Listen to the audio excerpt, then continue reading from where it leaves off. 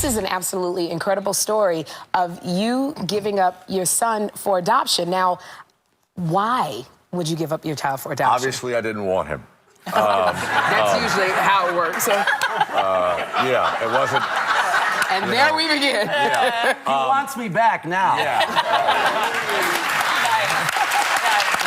You know, you have 5 or 6 hit records, and you got to have the kid back. But you were very young. I was young, but you know what? I was so Catholic, and I was so frightened of having sex. It's so weird. Okay. I have, late in life, in my late 20s, I have sex, and the woman gets pregnant. It's hard to believe. And first time ever, here it is, right here.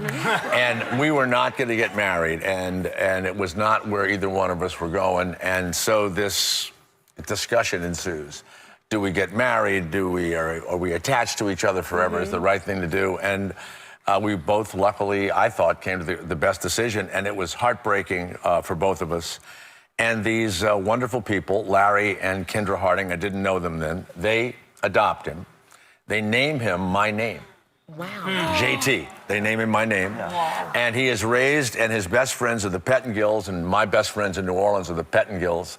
And we were not with each other, didn't know each other, and yet this... Parallel lives here. His mother said to me after I met her, she said, meeting you has answered a lot of questions, because they're these big Michigan football people, and then they have, you know, this nut.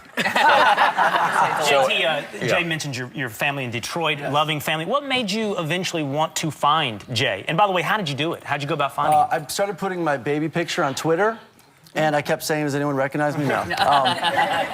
I was just always curious. I wouldn't trade my Michigan upbringing or family for anything in the world, but I was just curious. And I met my biological mother, and she told me, your father's an actor, and he's on Cheers. So for about a week, I thought Ted Danson was my father. That's true. And then we met.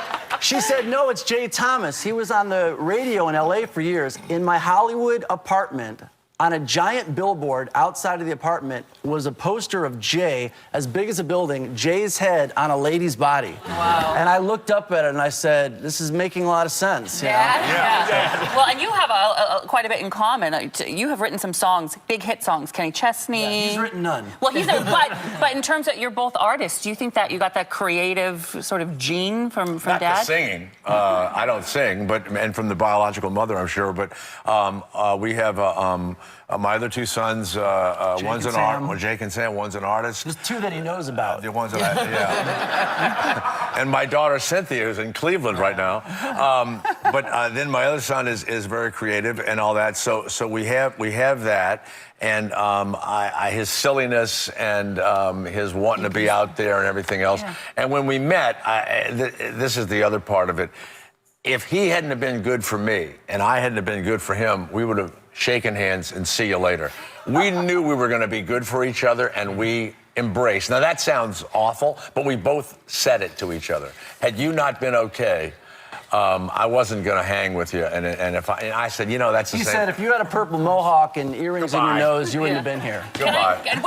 You laugh about it, we laugh all about it, but what was that moment like when you did meet each other? And this bond is obvious. What did that feel like to find your dad and click? It's a great question. I don't think it hit me right away, but Jay's kind of like this long-lost fraternity brother. We have a wild time, and it's just been great. And Jay has been there for me in situations where I've really needed him, I have to be honest. So he's really been there for me, even though I've had a great family. Well, I'll tell you something else. And, you know, this is, a love time and all that. His mom and dad became our friends, and I spoke at his dad's funeral, and then People Magazine and all picked it up. His mother, Kendra, just passed away 3 weeks ago. Very sad. And his brother, Lance, and now my wife and I are kind of, I would say, taking the place. But he was raised, I even said I was going to send my 2 kids to be raised by Larry and Kendra, you know. And he's been a wonderful brother. And I was sick last year for a while.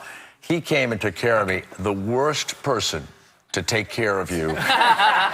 And everybody left, and he and I said, you are the worst caretaker. But he plays the guitar. sure. He couldn't be that bad. Come on. A new musical you're both working on together, Somewhere With You, and JT, you It's brought his it. musical. It's all right. Somewhere With You is a song I wrote with Shane McAnally that is a Kenny Chesney hit song, became a hit song for him. Somewhere With You is a musical. It's a love story.